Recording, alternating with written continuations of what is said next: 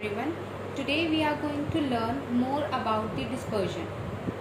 जैसे कि हमने अपनी पिछली वीडियो में पढ़ा था डिस्पर्जन क्या होता है, इस वीडियो में हम पढ़ेंगे बेसिकली ऑब्जेक्टिव्स ऑफ डिस्पर्जन.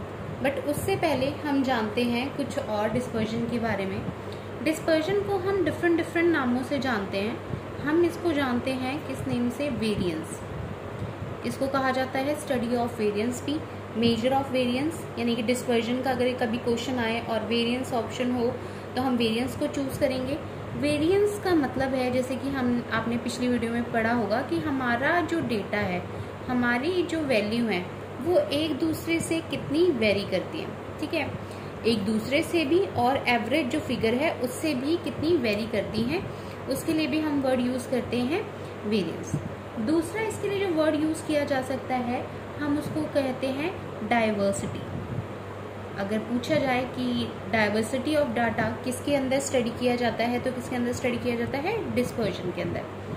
तीसरा हम इसको एक और नाम से जाना जाते हैं. अगर हम कहें कि हमारा जो डेटा है, ठीक है, वो कितना स्प्रेड आउट है, तब भी हम क्या कहते हैं, हम कहते हैं कि हम डिस्पर्जन की स्टडी कर रहे हैं. एक और नाम से वर्ड जाना जाता है अनसर्टेनिटी. तो ये जितने भी वर्ड्स हैं ये किसके लिए हैं, फॉर दी डिस्पर्जन, जो कि हमने पिछली अपनी वीडियो में डिस्पर्जन का क्लियरली मीनिंग समझ लिया है. इस पर्टिकुलर वीडियो में जो हम स्टडी करने जा रहे हैं वो करने जा रहे हैं ऑब्जेक्टिव्स, कि हम जो डिस्पर्जन मेजर करते हैं उसके मेन ऑब्जेक्टिव्स क्या हैं. ठीक है, objectives of measuring the dispersion. तो फर्स्ट जो हमारा पहला ऑब्जेक्टिव होता है वो क्या होता है, टू डिटरमाइन. हमने क्या डिटरमाइन करना है, टू डिटरमाइन द रिलायबिलिटी. अब यहाँ देखते हैं रिलायबिलिटी जो चेक करनी है वो किसकी चेक करनी है, to determine the reliability of an average. Okay, अब कैसे, देखो यहाँ एक वर्ड आया एवरेज, जो कि हमने अपनी पिछली वीडियोस में समझा था सेंट्रल टेंडेंसी वाले चैप्टर में, कि जो हमारी एवरेज है वो बेसिकली क्या है, एक ऐसी सिंगल फिगर जो होल डेटा को रिप्रेजेंट करती है. ठीक है, अब एवरेज की रिलायबिलिटी चेक करनी है कि जो हमारी फिगर है वो एक दूसरे को कितनी हद तक क्या कर रही है, उसको रिप्रेजेंट कर रही है. ठीक है, किस तरीके से, फॉर एग्जाम्पल अगर हम बात करें, किसकी बात करें, अगर मैं कहती हूँ फॉर एग्जाम्पल मेरे पास जो है, मेरे पास एक डेटा है. ठीक है, उस डेटा में मेरे पास 5 फिगर्स हैं. 5 फिगर्स जो हैं वो कौन कौन सी हैं, सपोज करो एक्स मेरे पास डेटा है 5 5 5 5 5. ओके, ये मेरे पास फिगर हो गई और हमने देखा इसका जो एवरेज आया वो भी कितना आएगा, 5 आएगा. ओके, ठीक है, अब ये जो वैल्यू है, ये जो हमारी एवरेज आई है, ये इसको रिप्रेजेंट कर रही है, क्लियरली रिप्रेजेंट कर रही है. ये वैल्यू इसको रिप्रेजेंट कर रही है.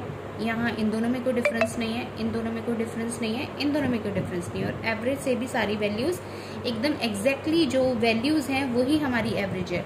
तो यहाँ हम कह सकते हैं कि ये जो हमारी एवरेज है वो एकदम रिलायबल है, क्योंकि पूरी डेटा को रिप्रेजेंट कर रही है. इट मीन्स कि यहाँ कोई भी वेरिएशन नहीं है, तो हम कहेंगे नो डिस्पर्जन. ठीक है, ओके. अब बात आती है और कैसे, अगर डिस्पर्जन हो तो किस हद तक हम उसको रिलायबल मानेंगे, किस हद तक नहीं. अगर हम कहें कि वेरिएशन है, ओके, डेटा वेरी कर रहा है. अगर हम कहें वेरिएशन इज स्मॉल, कि हमारा जो डेटा है उसमें वेरिएशन है मगर वेरिएशन कैसी है, कम है. ठीक है, तो हम कहेंगे जो डेटा है वो है, यानी कि जो हमारी एवरेज है वो क्या है, हाईली रिप्रेजेंटेटिव. ओके, यानी कि जो हमारा एवरेज है वो क्या है, रिप्रेजेंटेटिव है. ओके, बट अगर हम कहें कि जो वेरिएशन है, ठीक है, वेरिएशन बहुत हाई है, डेटा मेरा बहुत ज़्यादा वेरिएबल है, बहुत ज़्यादा वेरी कर रहा है, तब मैं क्या कहूँगी, तब मैं कहूँगी कि जो भाई मेरा एवरेज वैल्यू है वो कैसी है, अनरिलायबल है, वो रिप्रेजेंटेटिव नहीं है.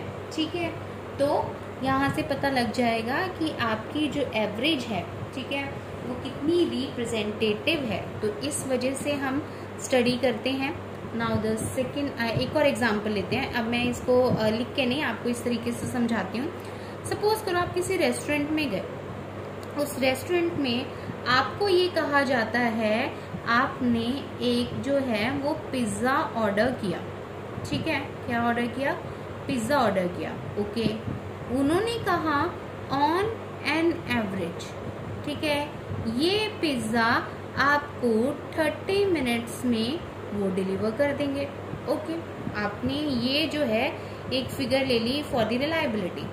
अब आप वेट कर रहे हो, आप पिज़्ज़ा डिलीवर करके वेट कर रहे हो। अब क्या होता है, आप वेट कर रहे हो, ओके। आपके पास हम सपोज करो कहते हैं 3 ऑप्शंस हैं। वो 3 ऑप्शंस क्या हैं, वो कहते हैं कि सपोज करो आप वेट कर रहे हो, आपको कहते हैं कि भाई पिज़्ज़ा आप 30 मिनट्स दिए और एग्जैक्टली 30 मिनट्स में ही आपको पिज़्ज़ा मिल गया, ठीक है, जो कहा था उतने में मिल गया, कुछ वेरी किया, वेरिएशन है ही नहीं, it means no dispersion, okay. दूसरा 30 मिनट्स कहा था, सपोज करो आपको 35 मिनट्स में पिज़्ज़ा डिलीवर हो जाता है, ठीक है। अब क्या है, वेरी तो कर रहा है, वेरिएशन तो है, बिल्कुल है, 5 मिनट का डिफरेंस है, मगर वेरिएशन कैसी है, स्मॉल है, तो फिर भी आप एवरेज को क्या मानोगे, एक्यूरेट मानोगे। तीसरा ऑप्शन लेते हैं, सपोज करो उन्होंने आपको पिज़्ज़ा 50 मिनट्स में डिलीवर किया। आप कहोगे कि भाई 30 मिनट तो आपने ऑन एन एवरेज कहे थे, ठीक है, 50 मिनट्स में आपने किया। यहाँ भी क्या है, डेटा यहाँ भी वेरी कर रहा है, मगर यहाँ जो वेरिएशन है वो क्या है, बहुत ज़्यादा लार्ज है, ठीक है। तो आप यहाँ ऑन एन एवरेज आप चेक कर सकते हो कि एवरेज जो है वो रिलायबल है या नहीं है, ठीक है। इस तरीके से चेक करते हैं। अब और किस लिए हम स्टडी करते हैं, दूसरी चीज़ कि हम डिस्पर्जन की स्टडी क्यों करते हैं। सपोज करो मेरे को 2 चीज़ें कंपेयर करनी है, तो सेकंड ऑब्जेक्टिव है to compare the variability, okay, to compare the variability of 2 और मोर सीरीज, ये भी है, ठीक है। अब कैसे आप चेक करोगे, अब देखो वेरिएशन है, नो डाउट वेरिएशन है। अब आप क्या कहोगे, आपके पास उन्होंने कहा आपको वेरिएबिलिटी चेक करनी है, कंपेयर करना है, जब आपके पास 2 या 2 से ज़्यादा सीरीज हैं, उसमें कंपेयर करने के लिए आप किसकी स्टडी करोगे, डिस्पर्जन की स्टडी करोगे, ठीक है। किस हिसाब से, अगर आप चेक करते हो, आपको कहना है, आप कहते हो कि जो मेरा डेटा है या जो मेरी वैल्यू है, there is a high degree of variation, ठीक है, क्या है, हाई डिग्री ऑफ वेरिएशन। अब बताओ, जब कोई चीज़ें बहुत ज़्यादा एक दूसरे से वेरी करती हैं तो आप क्या कहोगे कि वो कंसिस्टेंट है या इनकंसिस्टेंट है। आप कहोगे हाई डिग्री ऑफ वेरिएशन है तो दे आर लेस कंसिस्टेंट। भाई कंसिस्टेंट नहीं, कैसे, फॉर एग्जाम्पल सपोज करो मौसम विभाग है, मौसम विभाग ने कह दिया कि भाई या तो बहुत ज़्यादा बारिश पड़ेगी या तो बहुत ज़्यादा सूखा पड़ेगा। अब क्या है कि भाई आप क्या मानोगे, डेटा जो है वो क्या है, हुआ लेस इनकंसिस्टेंट हुआ क्योंकि वेरिएशन जो है वो बहुत ज़्यादा है, ठीक है। तो इस वजह से कि अगर आपका जो डेटा है वहाँ वेरिएशन बहुत ज़्यादा होती है तो डेटा कैसा हुआ, लेस कंसिस्टेंट होगा, ठीक है। आपके पास दूसरा ऑप्शन है, दूसरा वो कहते हैं कि अगर आपकी वेरिएशन कम होती है, लेस वेरिएशन है, ठीक है, तो इट मीन्स कि आप क्या कहोगे, आप कहोगे कि आपका जो डेटा है वो कंसिस्टेंट है। बिल्कुल है कि नहीं है। अब कैसे, आप कहते हो ऑन एन एवरेज मेरे जो एक आपकी परसेंटेज आई 60% आई, एक सब्जेक्ट में आपके 60 मार्क्स आए, दूसरे में भी 60 मार्क्स आए, तीसरे में भी 60 मार्क्स आए, चौथे में भी 60 है, ठीक है, चारों में 60 आए, ऑन एन एवरेज भी आपके 60 आए, ओके। अब एक में आप कहते हो मेरी 50 आए, एक में आप कहते हो 60 आए, एक में आप कहते हो 70 आए, एक में आप कहते हो ATI, ठीक है ना, यहाँ भी प्रॉब्लम है। अब यहाँ जो आपका डेटा है वो कैसा है, आप देख रहे हो वेरिएशन है ना, वेरिएशन है, हाई वेरिएशन है। तो यहाँ जहाँ ऑन एन एवरेज आपके हर एक सब्जेक्ट में सेम मार्क्स आ रहे हैं या डेटा है, तो वहाँ वेरिएशन कैसी हुई, वहाँ वेरिएशन कम हुई, तो डेटा आपका कैसा होगा, कंसिस्टेंट।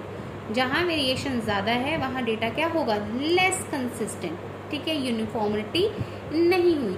तो इस वजह से भी हम स्टडी करते हैं जब हमने दो या दो से ज़्यादा हमारे पास सीरीज़ है और हमने कंपेयर करना है, तो भी हम डिस्पर्जन की स्टडी करते हैं। Got it. Now the third main objective, third जो रीज़न है हमारे पास वो है फॉर फैसिलिटेटिंग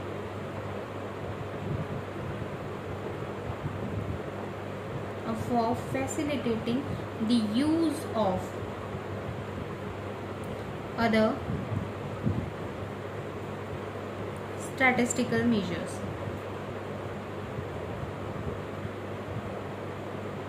ओके, अब आप लोग जानते हो कि आगे फर्दर बहुत से स्टैटिस्टिकल्स मेजर्स हमें यूज़ करने होते हैं। फॉर एग्ज़ाम्पल हमें कोरिलेशन की स्टडी करनी है। अब कोरिलेशन की स्टडी करनी है तो अगर मैं कह रही हूँ कि भाई दो चीज़ें आपस में कोरिलेट करती हैं या नहीं करती हैं, कितने % करती हैं, ठीक है, तो उसके लिए भी मुझे डिस्पर्जन की स्टडी करनी होगी, ठीक है। तो कोरिलेशन की स्टडी के लिए भी जो बेस बना वो क्या बना, डिस्पर्जन बना, उसकी हेल्प से हम कोरिलेशन भी कर सकते हैं, ठीक है। देन नेक्स्ट वन हम क्या कर सकते हैं, रिग्रेशन है। जब एक चीज़ की वैल्यू मुझे पता है दूसरे की वैल्यू नहीं पता, उसके बेस पे भी निकाल सकते हैं। या हम कहें कि जब हमें हाइपोथेसिस की स्टडी करनी होती है, तो इन सब की यानी कि आगे फर्दर स्टैटिस्टिकल्स टूल के लिए जो डिस्पर्जन है वो यूजफुल आइटम है, ठीक है। Next one is for quality control. ये फॉर क्वालिटी कंट्रोल भी आ जाएगा, फॉर स्टैटिस्टिकल क्वालिटी कंट्रोल भी, यहाँ हम स्टैटिस्टिकल क्वालिटी कंट्रोल भी बता सकते हैं। स्टैटिस्टिकल क्वालिटी कंट्रोल कैसे, आपका डेटा एक दूसरे से कितना वेरी करता है। अगर वेरिएशन बहुत ज़्यादा है, जैसे हमने कहा, तो डेटा क्या होगा, इनकंसिस्टेंट होगा, तो वहाँ से आपकी डेटा की कंसिस्टेंसी पता लग जाएगी, वहाँ से आपकी डेटा की क्वालिटी पता लग जाएगी, तो वो बेस हो गया। नाउ द क्वालिटी कंट्रोल, जैसे हमने एक पहला एग्जांपल लिया था कि फूड डिलीवर कर रहे हो आप, पिज़्ज़ा डिलीवर कर रहे हो, तो वहाँ वेरिएशन हुई, वेरिएशन क्लोज होगी तो ठीक है। अगर वेरिएशन ज़्यादा होगी तो आपकी बिजनेस की परफॉर्मेंस पे फ़र्क पड़ सकता है। आप ऑन एन एवरेज आपने क्वालिटी मार्क कर रखी है कि भाई ये क्वालिटी के प्रोडक्ट्स मैंने डिलीवर करने हैं, वो क्वालिटी अगर ज़्यादा वेरी करेगी, ज़्यादा इन्फीरियर क्वालिटी के प्रोडक्ट्स आप डिलीवर करने लग जाओगे तो फ़र्क पड़ेगा। तो ये मेन ऑब्जेक्टिव्स हैं जिसके लिए हम डिस्पर्जन की स्टडी करते हैं। आई होप कि आपको समझ आ गया। Thank you very much.